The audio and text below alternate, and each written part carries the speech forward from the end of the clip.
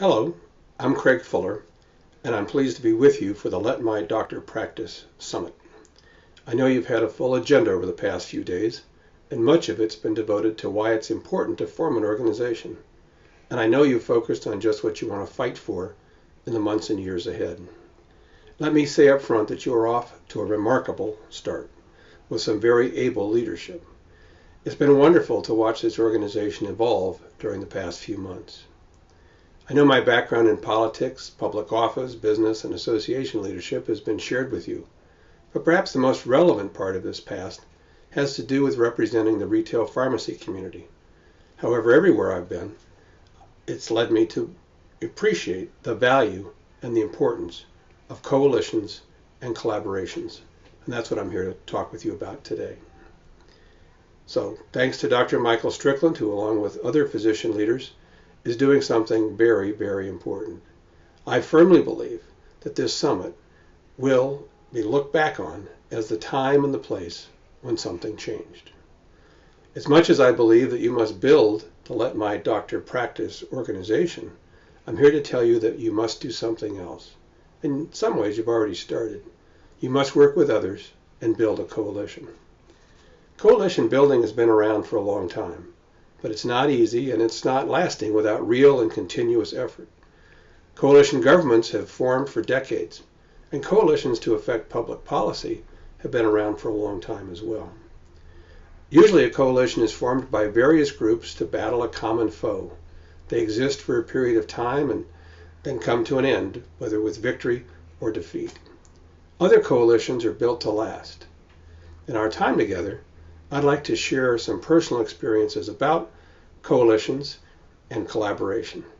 In doing so, I want to connect these experiences to actual research that's been done on coalitions because both coalitions and collaborations have been studied a good deal over the past many years.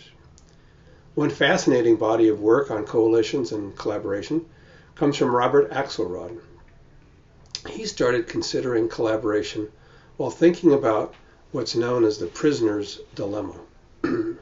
Here's how the dilemma works. There are two individuals being held by the police. They did commit crimes, but there is very little evidence to convict them of the most serious crime.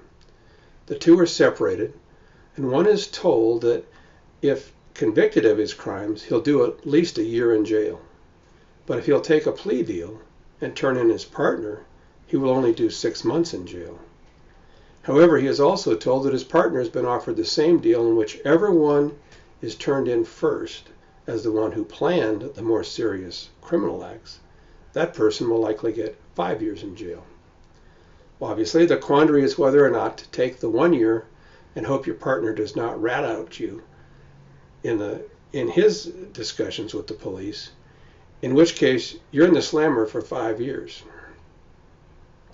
The best case for both individuals is to keep quiet and do their year. So what do you think happens? Well, Axelrod got very curious about the behaviors and strategies for coping with scenarios built around the prisoner's dilemma. He held tournaments with people given dozens of different scenarios to try and understand what pattern of behavior actually led to the most consistently favorable outcomes. Axelrod found 4 characteristics that were favored, and his findings are, in my view, validated every day by looking at successful coalitions. Let's take a closer look. First finding, be nice. The concept here is that you or your group should be cooperative, or as Axelrod says, don't be the first one to defect. In the world of retail pharmacy, we faced a serious challenge several years ago when pharmacy benefit managers decided they would set up something called RX Hub to clear prescriptions in an online service. The fear of the retail pharmacy community was that this would steer patients to the PBM mail order pharmacies. A coalition was established where large chain pharmacies sat down with regional chains and independent pharmacies. While all 3 of these groups were competitors, they needed a solution that would work in the marketplace and compete with RX Hub. That solution was SureScripts, and it exists today. It came together for one important reason. It's 50% owned by the chain pharmacies and 50% owned by the independent pharmacies. This happened while I was president and CEO of the National Association of Chain Drugstores. Initially, some of the staff was opposed. Some of the board members were doubtful that this would work.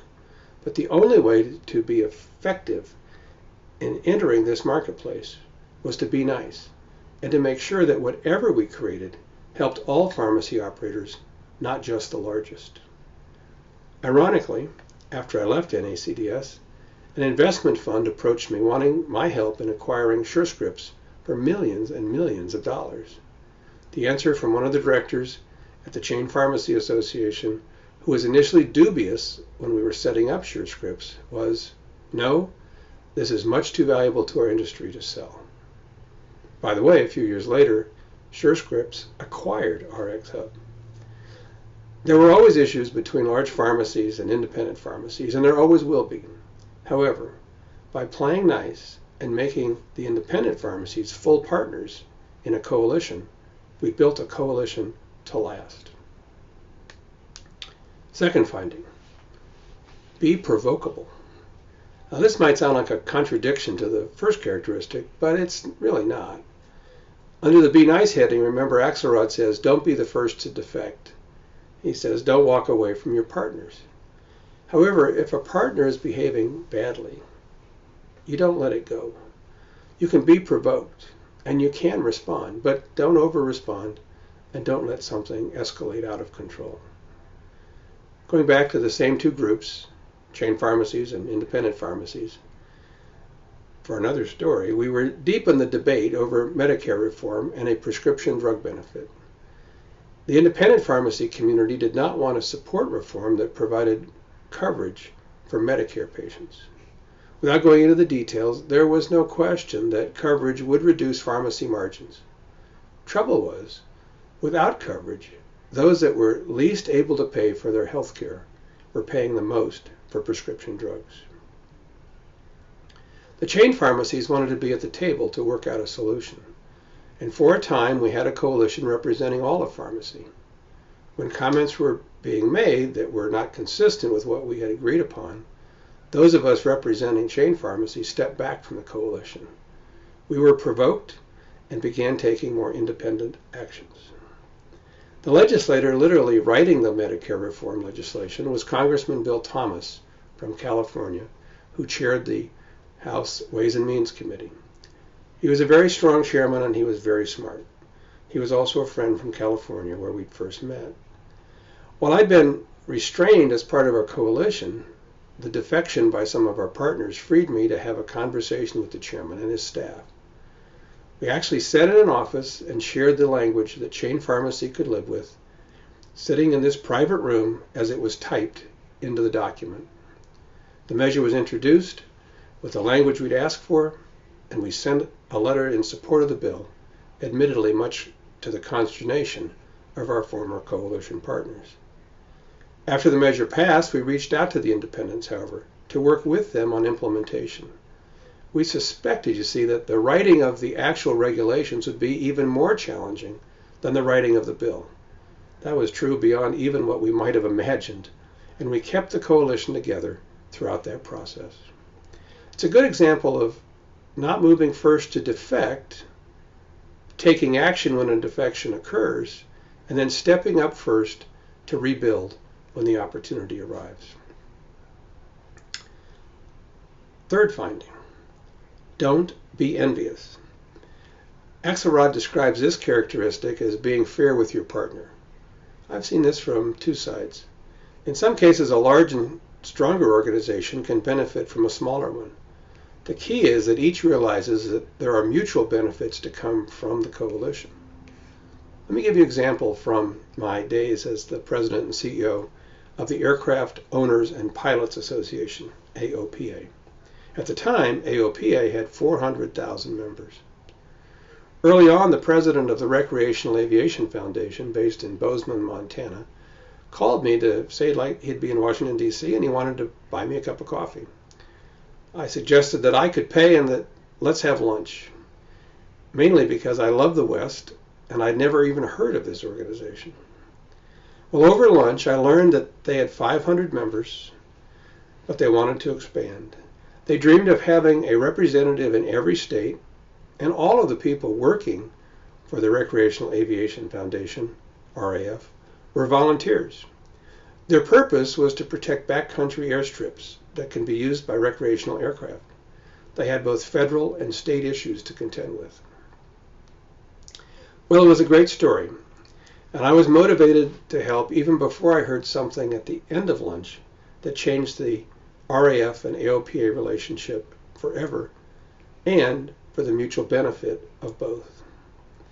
As we got up to leave, the Recreational Aviation Foundation president asked if we had any challenges in the United States Senate, as he was spending the afternoon, quote, with Max. I said, "You mean the chairman of the Senate Finance Committee, Max Baucus?" Well, that was the one, and in fact we had huge problems before his committee with the proposed user fee from the new Obama administration. We sat back down and worked out a set of talking points.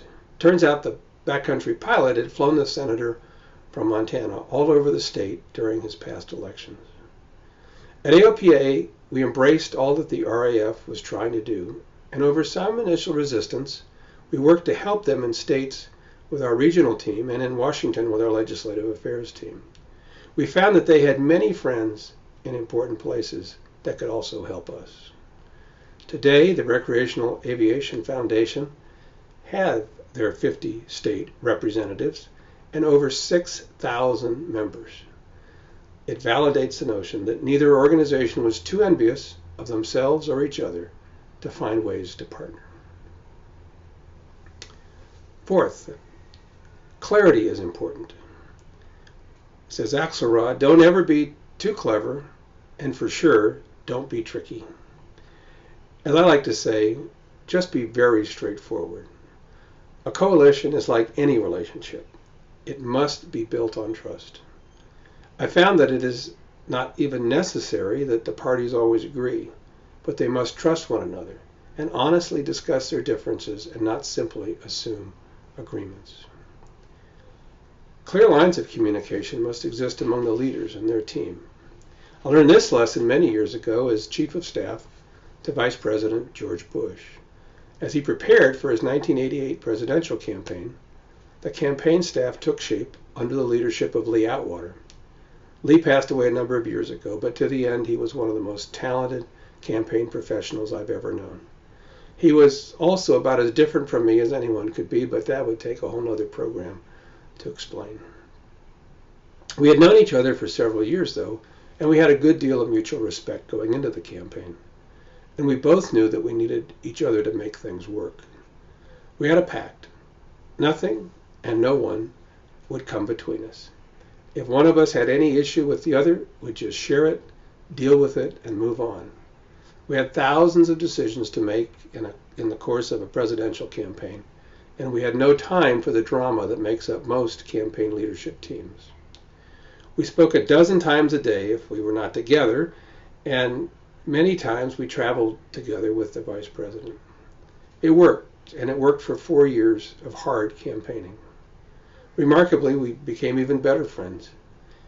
Lee's campaign organization and my official office of the vice president had to work together, and they did. Although at first the staffs in both organizations tested this relationship. What they learned was the extent to which Lee and I were dedicated to one clear purpose, and nothing could get in the way of that. If something was developing in either organization, Lee and I just jumped on it and resolved it. The unexpected consequence of this was that the staffs, while still a bit competitive, started behaving in a more collaborative way because they knew what would happen if something drifted to the top of the decision tree, and they knew nothing would be allowed to divide and thus distract us from our mission. The other example I'd offer comes from aviation. There are two big membership organizations, AOPA, which I mentioned, and the Experimental Aircraft Association, EAA. For years, both approached each other as competitors, feeling that there were only so many pilots and so winning members meant beating the other guy. My orientation was different. In the political world, if you find someone who is active as a volunteer or donor or both, you know you have someone more likely to join the cause. And we have so many challenges in general aviation that I wanted everyone possible to be a member of one or even better, both organizations. I wanted the organizations to find ways to work together successfully. Well, this was just unheard of, and it was resisted initially by some staff members and even some board members. It required being very clear that our purpose was to advance something, not just build a bigger and bigger organization at the expense of another. The first meeting involved AOPA staff being loaded on board the association's aircraft to fly to Oshkosh, Wisconsin, to meet with their counterparts at EAA. Honestly, it took only a day. They realized there was much more to be gained by collaborating, and with a few exceptions, never looked back. I will admit, and this is important, there are temporary setbacks. Know this going forward and plan a strategy for making repairs. Give you an example. A couple of years into this new collaboration between AOPA and EAA, I'd flown out alone to see the new president of EAA and walk through the agenda we'd set for the year ahead in order to compare notes and better collaborate. He was gracious, and when we broke for lunch, I learned that he'd invited all of the staff into a room to have lunch and hear a discussion between the two of us on stage. Clearly an extemporaneous talk. We had a nice lunch. We did about 40 minutes of conversation with Q&A at the end. I got one question about what I thought we should do to get pilots more engaged. I shot out an answer saying, first, it's important that they be a member of AOPA or EAA. For some reason, my brain was moving on to my point, and I left out the phrase, or better yet, both. This was something I'd always said, but by leaving it out, it was noticed. But not by me, of course. About a week later, we learned a strategy session was convened at EAA to discuss what some thought was AOPA's new approach to win members in just one organization. It only took a call to the EAA president and an article to fix it. But this is why communication is so important. There'd been no change in strategy and no desire to weaken a very able and important organization in the aviation community. So like I suggested, have a strategy for repairing even the best relationships, because things will develop to pull organizations apart. So we learned the 4 important characteristics discovered by Robert Axelrod's research. And I hope validated these with a few of the stories. Again, the 4 are: 1, be nice. 2, be provocable. 3, don't be envious, be fair. And 4, be clear, not tricky. To close, I'll share just one final anecdote. It's one that, for me, brings all of this together. I mentioned that the general aviation community was confronted in 2009 with a very large user fee proposal from the then new Obama administration. One of our real problems was that our strength was really not known, and our contribution to the nation's economy and to communities around the country was not well understood. We elected to tell our story with a campaign called General Aviation Serves America. Harrison Ford became our central spokesman in digital advertising and print media. Our initial investment was magnified by support from others, and thus it became clear to all that the entire general aviation community was together in this campaign. And this fact produced a huge opportunity. A member of Congress who noticed the coalition asked if we would help them on the Hill build a general aviation caucus in the House and Senate. These groups exist to further discussions among members of Congress and that have a shared interest in a particular topic. Of course, I said yes, and not only would AOPA participate, we would bring all the other groups as well. I had hoped that we might get 30 or 40 members of Congress, of the 435 members of Congress, to be specific, to join. Well, because the outside groups were all together in the effort to build the General Aviation Caucus, it just kept growing. Today it numbers 252 members in the House of Representatives, well over half, and there are about 40 members in the United States Senate. This truly is unprecedented and could not have happened without a coalition. There really is so much more to accomplish when groups work together. I hope my comments and stories will encourage you to keep on your path. There is much good you can do by engaging with others to protect your ability to practice. Thanks for letting me be with you today, and thanks for listening.